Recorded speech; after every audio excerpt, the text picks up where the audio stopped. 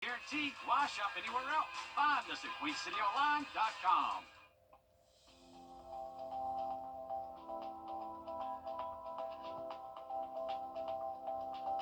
I love meeting all sorts of people from all different walks of life, and we've just made a lot of good friends with patients who have such interesting, wonderful history and lives. No matter where you are in life or who you may be, please come into our office. We'd love to help you.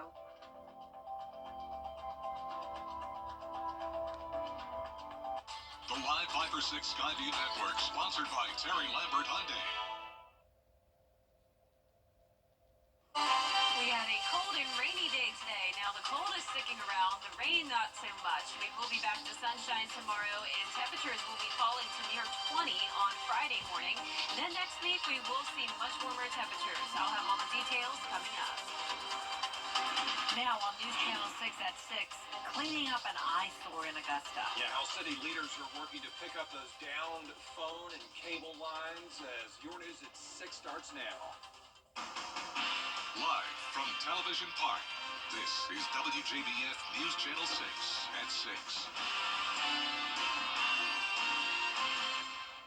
Good evening, everybody. I'm Brad Means. And I'm Jenny Montgomery. Thanks for joining us.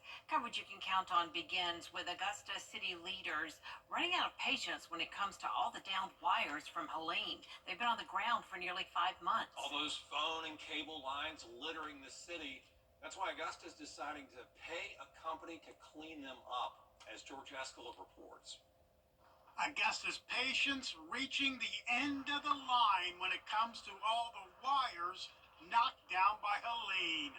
Every community is having the struggle of removing telecom lines, and you see it in piles, you see it on side of roads. But it's something Augusta does not want to see any longer. Commissioners approving spending $40,000 to hire a company to collect all the down phone and cable lines. The big concern is the haulers cannot pick up debris piles if there are wires in there. We need to get the city cleaned up. Ceres is out there picking up every day. We need them to help get their stuff out of the way to where we can clean the city. The plan is to take the $40,000 out of contingency, but the mayor says the city will not be out that money. These tax dollars are not going to be paid by the county. We will be reimbursed for our telecom partners, and I think that's the good news. But commissioners were told the reimbursement is not in writing. You think they will reimburse? I think they will, for sure. I think we have great enough relationships. We just got to get to it. But the city now is going to be getting to all those down lines, mainly so the remaining debris piles can get picked up. In Augusta, George Escalade, WJBF News Channel 6. It's time now for our first check of the weather. Our chief meteorologist, Jenna Petracci, is standing by with the chilly forecast. Yeah, it's super chilly out there, and we do still have some light rain around. So here's the latest on Live Viper 6. We're watching this one area here in Burt County, and then another area of rain in Aiken and Barnwell County, and that is headed towards Bamberg and Allendale. So all very light activity with the overcast skies. The rainfall totals today are really just under a quarter of an inch. A lot of us that just trace them out since the rain has been coming down super light. And as for a Terry Lambert Hyundai Skyview cam, dense cloud cover with poor visibility this evening. This is a look at Wellstar MCG Health.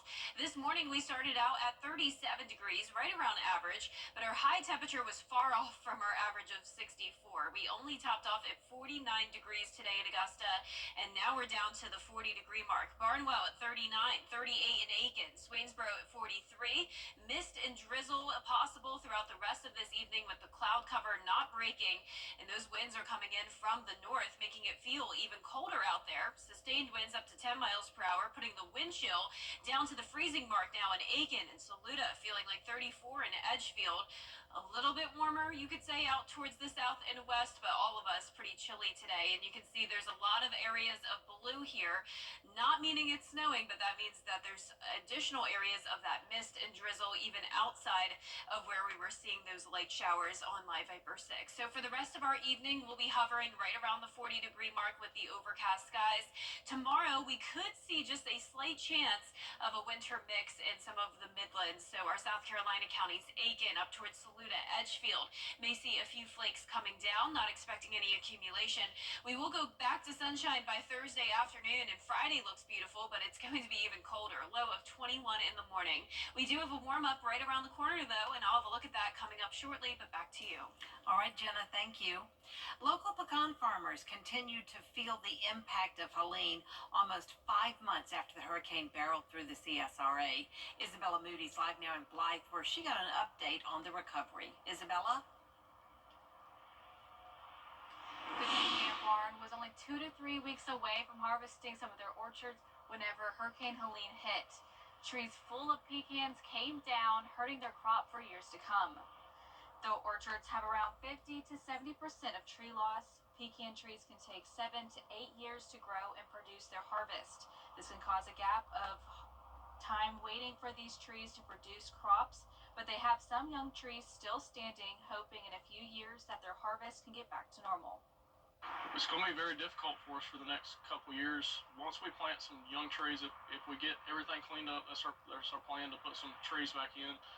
The problem is, how do you get from, planting to wait the 7 to 8 years?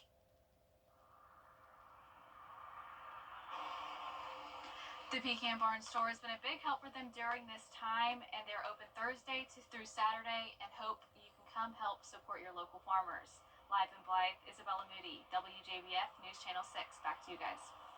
It looks like some of our high school baseball teams are going to be able to use their facilities again, places that were off limits because of hurricane damage. The ball fields at Evans and Grovetown High Schools really saw the worst of it. Repairs started in mid-December with the baseball season back in full swing now. Coaches say, thank goodness those repairs coming in the nick of time.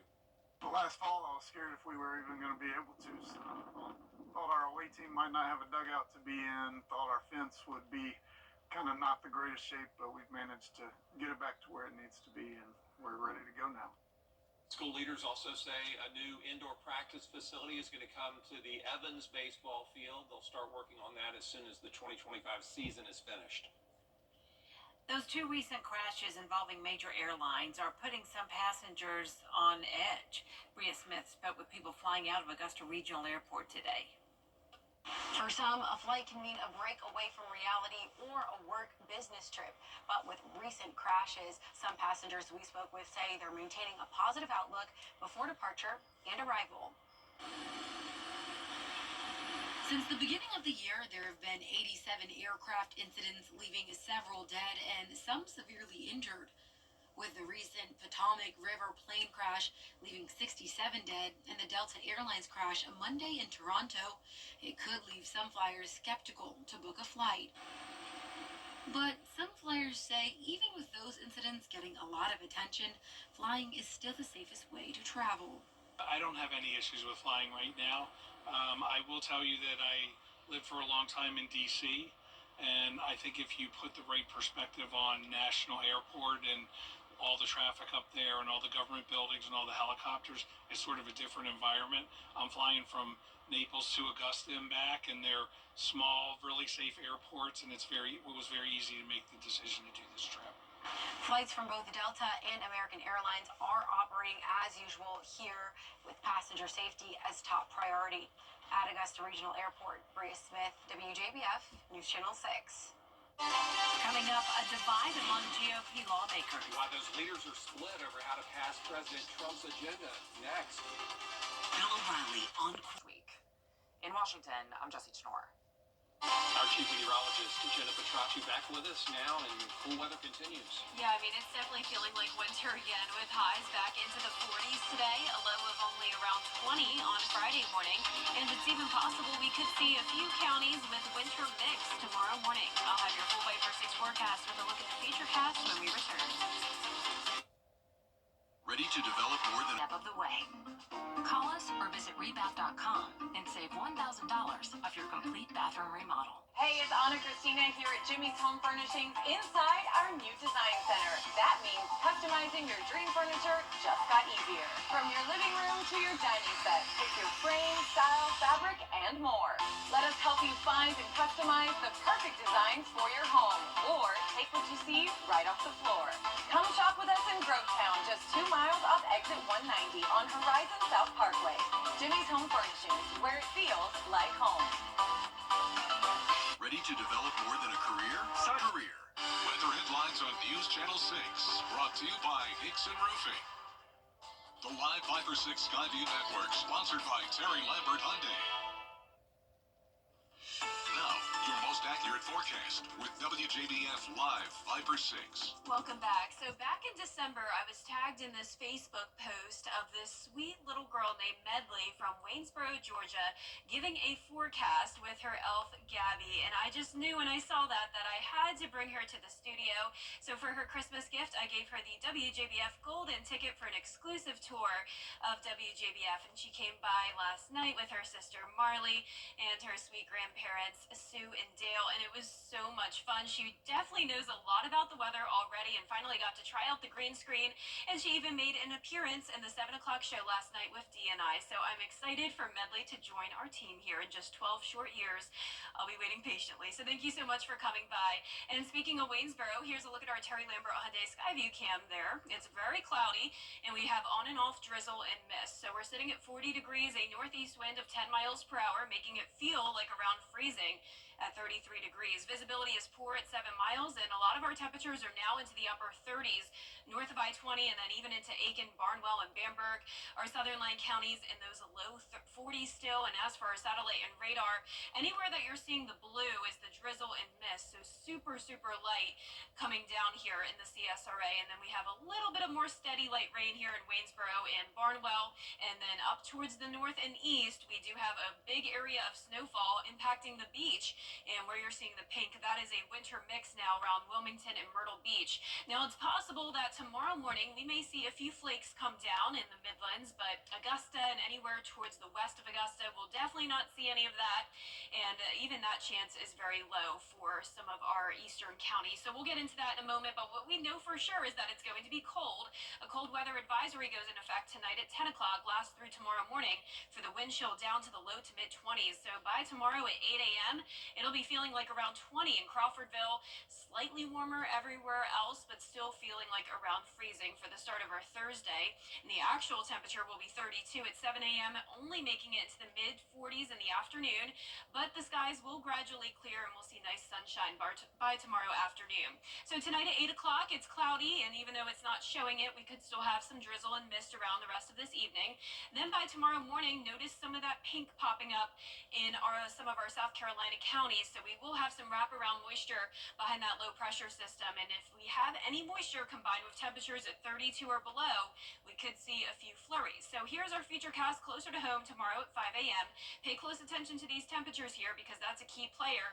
Going down to around 31 tomorrow at 8 a.m. in Saluda. But anywhere that's around 33 or above, it's going to just come down as rain. So don't get too excited here. Anything that does fall won't stick to the ground, and it's going to be very short-lived. Now, we do have 2 seasons over the next week. Our temperatures are very divided here from the 40s the rest of this week back to the 60s on Sunday, and then 70s will be here next week. So spring is right around the corner. Our lows tonight, though, will definitely not be spring-like. We're going down to around 31 to 36. Highs tomorrow will only be in the 40s, widespread once again. And that 10-day forecast is showing a very frigid start to our Friday, low of 21. Back into the 50s on Saturday, 60s on Sunday, and then next week, sunshine with 70-degree weather. Another cold front coming through next Thursday, which will once again drop our temperatures next weekend. Now, congratulations to today's umbrella winner. That is Lewis Edwards from Grovetown. Lewis, you can pick up your Viper 6 umbrella here at the station and sign up to win yours on WJBF.com. Way to go. Thanks. Yep. Meet this week's Scholar Athlete, a West Side senior who's making it happen on the field and in the classroom. That's coming up next in sports.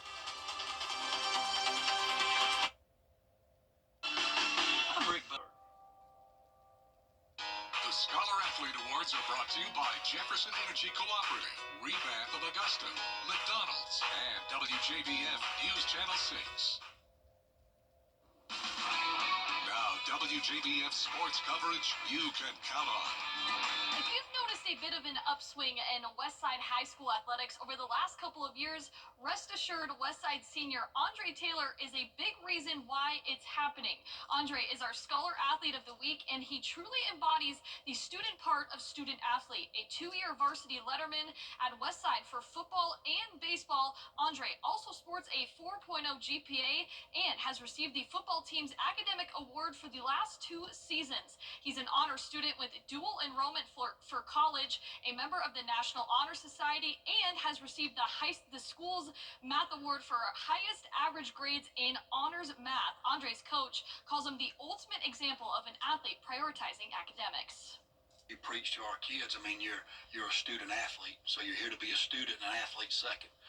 And he exemplifies that every day. You know, there'll be times where we'd have a little downtime and, you know, kids are kind of socializing and talking, and he's in the locker room in front of his locker on a bench doing schoolwork. Time management and just motivation. That's all it is. When you got a chip on your shoulder and you got family that believes in you, it's gonna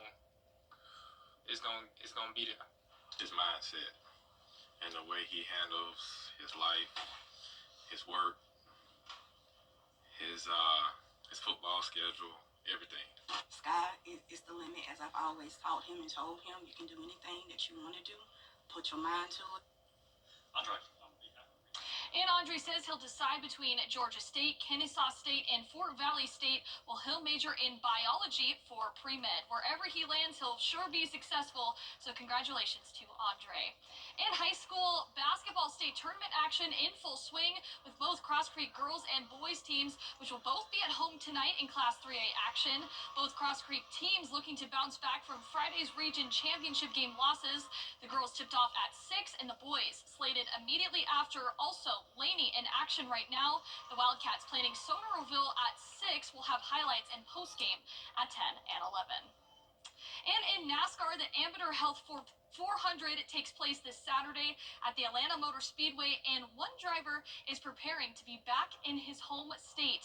Georgia native Chase Elliott is a 19-time winner at NASCAR's top level. He won the NASCAR Cup Series championship back in 2020, and he has one win at his home track back in a 2022 summer race at Atlanta Motor Speedway. The 2014 NASCAR Nationwide Series Rookie of the Year is looking forward to being back home competing in the Peach State.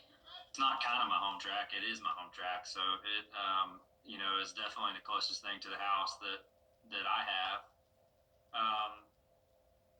Where I live, and certainly I always look forward to racing there. I'm really happy that we have 2 dates at Atlanta. I think that it's a track that, made a large investment to try and improve their product, right? And I think they have successfully created a lot of chatter, down there around the racetrack and around the events. The race starts Sunday, 3 p.m. on Fox. All right, Gianna, thank you. We'll be right back. You've been in a serious.com.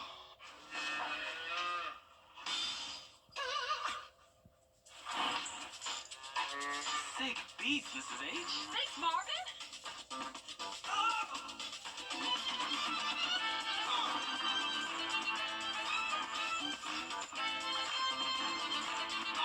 When you join the Players Club, you get way more than you expect. More chances, more wins, more surprises. The Players Club. More happens here. Find out if you're drinking.